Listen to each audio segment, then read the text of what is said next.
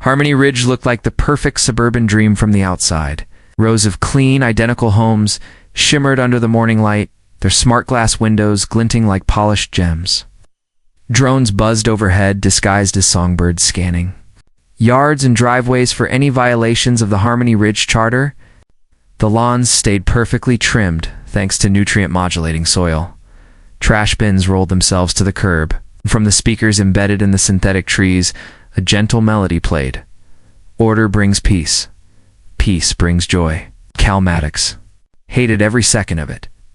He stood on the back porch of his home, steaming cup of black coffee in hand, watching his 10-year-old daughter, Lena, dance across the grass with her makeshift kite.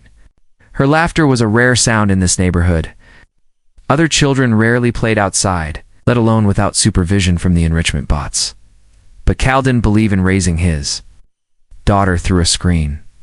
A gentle chime sounded. His band pulsed with light against his wrist. He tapped it. "Mr. Maddox," came a pleasant, artificial voice. "This is a courtesy reminder from the Harmony Ridge Homeowners Association. Your property is due for a bylon alignment in 48 hours. Would you like us to dispatch a drone technician?" Kel said nothing. Just ended the call. He didn't like the HOA, didn't trust it.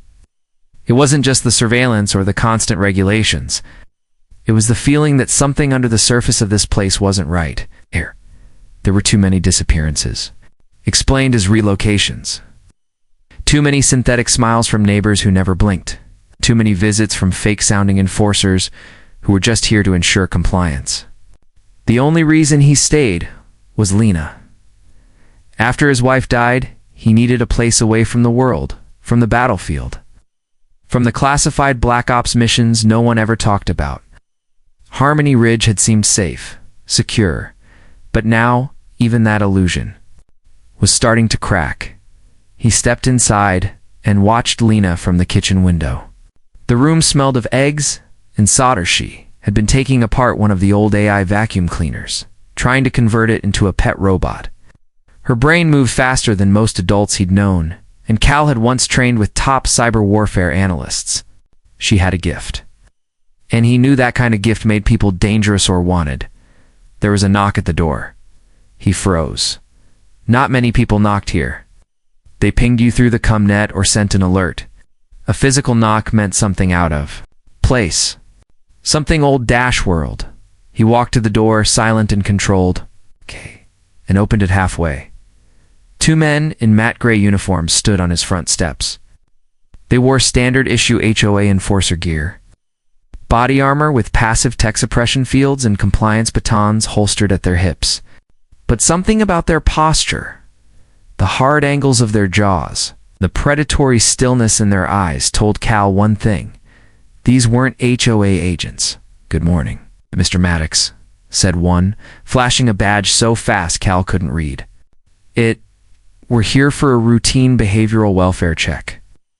"Concerning your daughter, Lena." Cal didn't move. His fingers tensed on the inside of the door. He scanned them top to bottom. Tactical boots. No name tags, no drone escorts. Wrong. All wrong. "Since when does the HOA do welfare checks on children?" he asked calmly. The other man smiled, but there was no warmth in it. Protocol 9A was updated last month. Harmony Ridge ensures every child meets the community standard of development. Early intervention is key. Cal leaned slightly forward, lowering his voice. "You're going to turn around. You're going to walk back to your little black van. If I see either of you again, I'm going to make sure you don't walk anywhere ever again." The smile faded. For a second. Just a second. The mask slipped hand. The man's eyes flashed with something cold and clinical. "We'll be back," he said. Cal shut the door, locked it, then turned to Lena, who stood behind him now, silent and confused. He gave her a half smile, though it didn't reach his eyes. "Time to pack a bag, baby girl.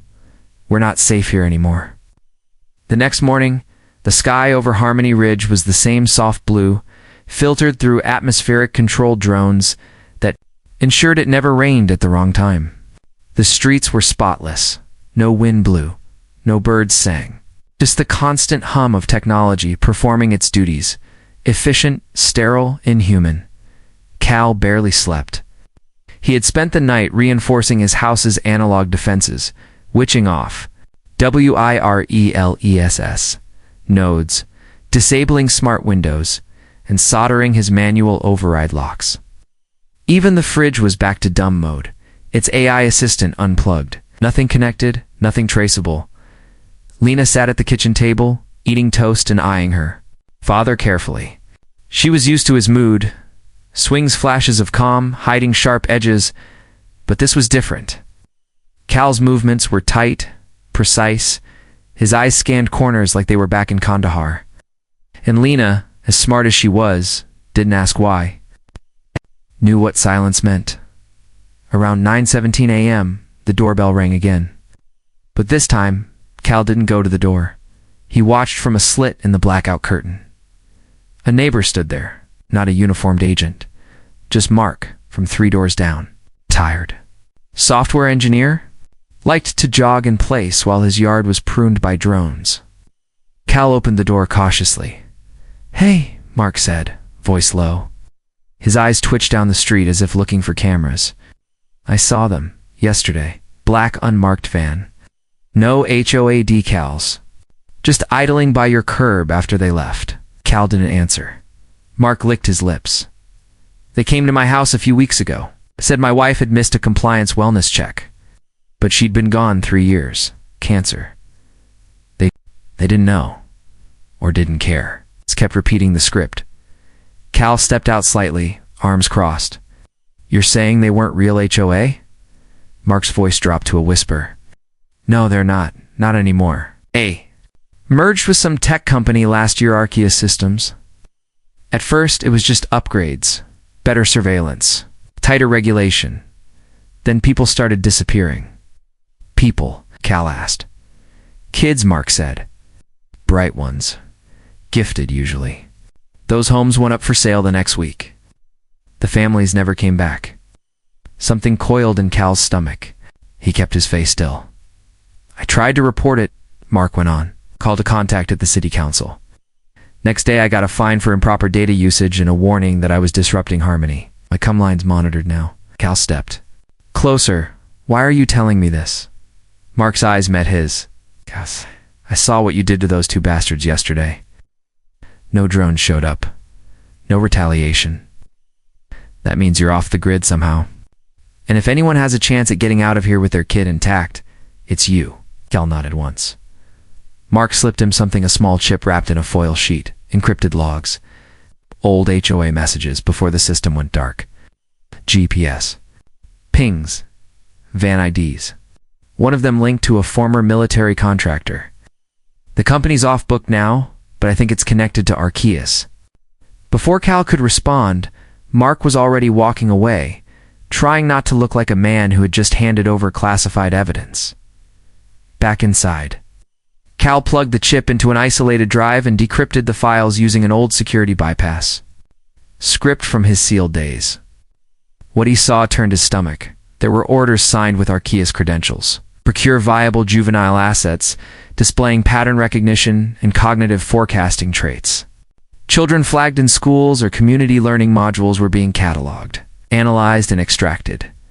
Lena's name was on the list. She was labeled Priority Target Tier 1 Neural Potential. Immediate acquisition approved. Cal sat back, hands clenched into fists. They weren't trying to scare him. They weren't even warning him. They were already in motion. He turned to Lena, who was watching him from the hallway, silent and serious. "Dad," she said quietly, "do they want me?" Got down on one knee, cupping her face with a calloused hand. "They're going to try. They don't know who they're dealing with." And they didn't, not yet. The night was silent. Too silent Harmony Ridge. Normally glowing with ambient streetlight and soft AI voiceovers reminding residents to maintain neighborhood tranquility, had gone dark. No drones in the sky, no soft humming from street nodes. Even the synthetic trees had powered down, their usual blue glow absent. It wasn't a glitch. It was a warning. Cal had seen this kind of blackout before, not in suburbs, but in war zones. Before an ambush, before a snatch dash and dash grab, he turned off the living room. Lights manually, never trusted smart systems, and slipped into the reinforced hallway, where Lena waited with a small backpack clutched to her chest. "You remember the drills?" he whispered. She nodded. "Drop under table. Ought to crawl through laundry vent. Wait at tree line, unless you say, go dark." Cal gave a tight nod. "You're brilliant, don't forget it." A faint buzz echoed in the distance. Not a drone, a van, electric engine, low-profile tires. Government issue or at least something? Built to resemble it. He checked the basement monitor's manually wired analog cameras and caught the shadow of the vehicle rolling up without headlights. No HOA decals. No authorization tags on the front scanner grid. It's just a blank gray body and a small emitter dome on top, likely jamming local comms and surveillance. They were back. Cal took a breath, steadying himself. From a locked cabinet behind the pantry, he pulled out a long, sleek case. Inside was something old and forbidden. A disassembled M9 sidearm, kept in perfect condition. And a handheld jamming scrambler he built himself using salvaged drone parts and military leftovers. He locked eyes with Lena. Basement. Now. She didn't hesitate. She moved fast and quiet like he taught her. The moment she was out of sight, the tunnel stretched for nearly half a mile. They passed old utility rooms and obsolete monitoring stations, their screens flickering with residual current. The further in they went, the more archaic the tech became. Copper wiring, fiber junctions, mechanical switches. Felt like stepping back into the early 2000s, before everything got connected. Before people gave up control. Finally, they reached a reinforced door marked Archive 1 to a CAL, pulled a magnetic override tool from his belt, and attached it to the lock. After a few sparks and a grinding noise, the door hissed open. The room beyond was small, windowless, packed with old-style terminal banks. Dust floated in the air like ghosts. Lena moved immediately, plugging a bypass cable from her wrist console into the nearest data port. Within moments, the screens came to life, green text on black backgrounds. Blinking cursors, rows of encrypted logs. Cal stood watch while Lena worked. She moved fast, navigating code like a second language. After a few minutes, she stopped, pale-faced. "They were watching us since the orientation day," she said quietly. "Your refusal to sync our household to the behavioral network flagged us. But that's not what started it." "What then?" Cal asked. She turned the screen toward him. A file labeled Neural Profile L, Maddox Class. Alpha. Pulsed at the top. "They've been running scans through my school tablet," she said, "tracking my logic patterns, puzzle-solving times, even how I interact with learning modules. They think I'm a cognitive seed unit, someone who can see patterns others can't." Cal's stomach turned. He scrolled deeper. Inside the profile were psychological assessments he never authorized, interaction metrics from her social app logs, even neural echo traces signals that required direct brainwave sampling. Lena had never worn a headset. The tablet must have been running passive scans. Further down, another file. Arch, Omega Seed Extraction Program Tier 1. Assis's eyes narrowed. A list followed: names, ID numbers, locations. Most were marked relocated. A few were tagged pending acquisition. Lena's name was at the top of that list. "They're building something," Cal muttered. "Some kind of mind-based network. It's not just AI, they're feeding it people. Kids. Linked neural clusters," Lena said. "It's like they're trying to create a human-computer hybrid consciousness. Something that can think beyond code, something that can predict chaos," Cal added. "Warfare, economy, social, collapse." He looked down at her. "They're not just trying to take you, they're trying to use you." Suddenly, every screen in the room went black. A second later, red text blinked to life. "Intrusion detected. Trace initiated. Lockdown protocol engaged." "Damn it," Cal growled. "They found us." Lena yanked the drive from the port. "I've got the data. Let's go." The walls buzzed. As magnetic locks slid into place and a low siren began to wail, they bolted back into the tunnel. chased not by footsteps, but by something worse. Silence followed by mechanical breathing. The kind of thing no human made. They weren't just running from people now. They were running from what people had created. The breathing echoed in the tunnel, rhythmic and unnatural metal lungs pulling in air for effect, not survival. It wasn't the sound of someone chasing them. It was the sound of something waiting. Cal pushed Lena ahead of him as they sprinted through the corridor. The red warning lights flashing in erratic pulses. The siren had cut off another bad sign. It meant they'd moved from alert to containment. Someone, or something, had sealed the exits. They reached a four-way junction. Cal slammed his fist on the wall panel and pulled open a rusted utility hatch. Behind it, a vertical shaft lined with ladder rungs. "Up," he barked. Lena didn't hesitate. She scrambled upward, nimble and quick. Cal followed, pulling the hatch shut behind him just as something skittered. Into view, balloon metal limbs scraping along the concrete like insect legs. He didn't look down again. They emerged in an old maintenance shed at the edge of the corporate perimeter once used by HOA technicians before. Arceus had digitized everything. Cal kicked out a vent and crawled through with Lena right behind. Him, outside, the air was cold and still. The sky, once painted in harmony, Ridge's artificial blue, was now streaked with pale red night cycle approaching. The perimeter fence loomed just ahead. Beyond it, a stretch of neutral land that marked the boundary between Harmony Ridge and the ungoverned zones. No HOA, no Arceus surveillance. Just what remained of the world before smart cities took over. They sprinted across open ground, ducking. Under the fence through a collapsed segment Cal had scouted weeks ago just in case. Then came the buzz. Not electric, not mechanical. Biological? Lena turned to look and froze. A drone, but not like the others. This one had skin stretched over its frame, synthetic muscle layered with microfilament tendons.